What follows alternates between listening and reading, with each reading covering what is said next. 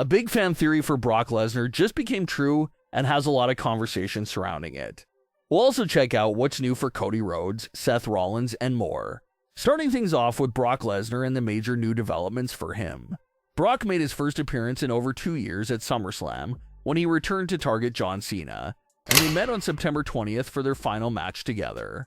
Although it was great to see the two all-time greats go at it one last time, fans did find both the build-up and the match itself to be more on the weaker side. Besides SummerSlam and a quick attack on SmackDown, Brock and Cena barely interacted on the road to their last ever match together. Brock Lesnar was out there on SmackDown having segments with R-Truth and attacking commentators, while John Cena was over on Raw cutting promos about the matchup. So fans feel like the lack of actual interactions did hurt the build-up. A lot of fans were also critical of the storyline as well. When Brock first returned, there seemed to be a lot of storyline potential there. Fans were wondering if Brock Lesnar was working for somebody. Did somebody send him on a mission to come after John Cena? Or was there some other unrelated reason why Brock Lesnar chose this time to come after John Cena? We basically got nothing. There was no story supporting this final matchup between Brock Lesnar and John Cena. Surprisingly enough, the most story we saw for this matchup actually came during the pre-show for the event. They aired some new interview clips of Brock Lesnar and John Cena, and there was actually some great things to pull from there in those clips. Brock said that he does have an issue with John Cena being labeled as the greatest of all time, because if Brock himself never left the company, nobody would have known John Cena's name. So that line there from Brock Lesnar was great, and it sort of makes you wish Brock would have said that in the weeks building up to the match, because it definitely would have helped to explain why Brock was coming after Cena. Brock is sick of the praise John Cena gets, and knows that Cena only rose to the top since he himself left the company in the early 2000s, which opened up the door for the company to turn to Cena as their top guy.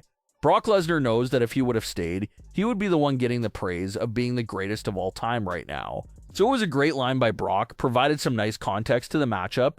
Only issue is that it happened on the pre-show for the event, so it was a bit too late. Then you get to the actual matchup itself. John Cena got some offense in, but it pretty much turned out to be a recreation of their 2014 SummerSlam matchup. Brock Lesnar would gain control of the match, hit an infinite amount of F5s, and that was it. There was no coming back for John Cena. A lot of fans were let down by how things unfolded with the match itself, because everyone's expectations were a bit high. It was Brock and Cena's last match together, it was the opening match for the highly hyped up ESPN era, and it just didn't live up to the expectations and to the standards of the retirement tour. John Cena only has 4 dates left, so he needs to quickly climb out of this loss and get himself back on track. But on the flip side, things look very exciting for Brock Lesnar. During the September 19th edition of SmackDown, Brock Lesnar ran into Paul Heyman backstage and told him that they should talk. And less than 24 hours later, we saw a big payoff to that backstage moment. As Brock Lesnar is about to be introduced for the match, Paul Heyman appears out of nowhere and handles the introduction for Brock Lesnar, which is a massive moment because it's the first time that Brock Lesnar and Paul Heyman have been reunited since early 2022. For the first time in over 3 years, Paul Heyman and Brock Lesnar are on the same page again. And the reunion does make sense because Paul Heyman abandoned Roman Reigns and is now a heel. And Brock Lesnar is also a heel as well. So for Lesnar and Heyman to talk their issues out off screen and reunite together on television, it does make a lot of logical sense. Paul Heyman did not stick around for the entire duration of the Brock Lesnar and John Cena match.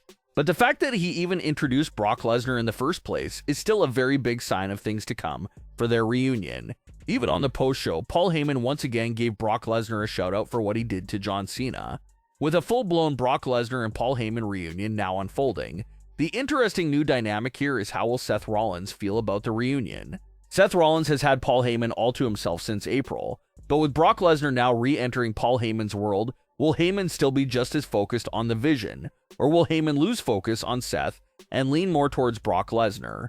Seth is Heyman's guy, but obviously it goes without saying that Brock Lesnar and Paul Heyman's bond with each other is much deeper, so will there be some jealousy there from Seth Rollins? Will he be fully okay with Paul Heyman spending time with Brock Lesnar, or will that morph into a serious rift within the vision? That's the million-dollar question right there. It's a fan theory we discussed a few weeks back, but it once again appears to be in play now more than ever. And that's the idea of Paul Heyman being able to bring Brock Lesnar into the vision. Maybe not as a full-time member, but as a very close affiliate to the group. If Paul Heyman asks Brock Lesnar for a favor to help the vision with certain tasks, It certainly seems like Brock wouldn't have any issue with that. And fans have their eyes on War Games to see the payoff for that crossover. If the Vision is going to be a part of the men's War Games match like everyone expects them to, they only got 3 male competitors, they're going to need some more additions. That's where Paul Heyman can use his connection to Brock Lesnar to help recruit Brock into the Vision's War Games team. Pretty much what Paul Heyman did for last year's War Games match. The original Bloodline was short on members, so Paul Heyman brought in CM Punk to join the team and save the day. It looks like we can see Paul Heyman do that same gesture this year by bringing in Brock Lesnar to save the day at War Games. And if Brock does agree to help the Vision at War Games, you just know that there's got to be something in it for Brock Lesnar himself. Brock is not a team player, he's not a helpful person who does things out of the kindness of his heart. So if he helps the Vision, there's got to be a catch. And that catch could be Brock Lesnar getting a World Heavyweight title match against Seth Rollins. Brock did the favor, he helped the Vision, now he wants to be rewarded for it. And if that match does take place, it would be Brock and Seth's first meeting with each other since 2019. And it will be exciting because of, once again, the Paul Heyman dynamic. Where will Paul Heyman's loyalty stand if Brock Lesnar and Seth Rollins square off for the world title? That puts Paul Heyman in a very uncomfortable spot. And with Brock Lesnar potentially working close with the Vision, that does leave the door open for him to maybe face Braun Breaker and Bronson Reed down the line as well. So it seems like big plans are in store for Brock Lesnar. They had him look like a monster against John Cena, and now it looks like they'll keep that momentum going for him as he continues to build up his reunion with Paul Heyman, and potentially even cross paths with the Vision. Speaking of Seth Rollins, his next feud has been revealed as well. During the recent post-show event, Cody Rhodes and Seth Rollins had a stare-down while holding up their respective world titles. Some fans panicked right away because unification matches are always messy and chaotic, but Triple H did add some context to the stare-down later in the night. It's not a unification match, the stare-down was to hype up the Crown Jewel Championship match. This is a Crown Jewel tradition that they started recently, where the world champions of each brand face off against each other for the right to be the Crown Jewel champion. So that means Seth Rollins and Cody Rhodes will reignite their rivalry for one night only as they go one-on-one at Crown Jewel. These matches do seem a bit tricky to book considering it's both of your world champions facing off against each other. You kind of want to protect the both of them and make sure both world champions look good, so that's always the tricky part when it comes to champion versus champion matches, but they're still continuing that new tradition here.